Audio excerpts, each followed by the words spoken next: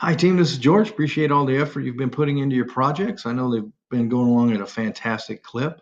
Just a friendly reminder that the status reports and journal reflections are due today. Some of you may have been noticing that in your project you've been having what they call scope creep. What scope creep is you start out with a nice finite and defined scope of your project, and then the customer, or even sometimes unwillingly ourselves, we tend to start to expand that scope or move the scope in a different direction. So our initial target can become blurry.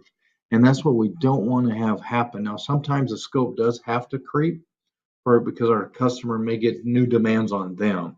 And then that can certainly create our scope to creep as well because their target just moved.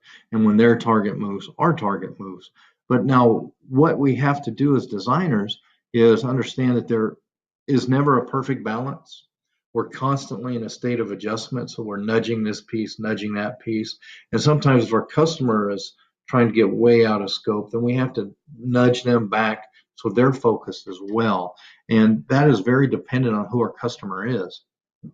I'd love to tell you that there's a one single great fantastic way to do this, but there really isn't. You have to know who your customer is and how to approach them in the most effective way. And personally, I don't worry about um, how to do it as far as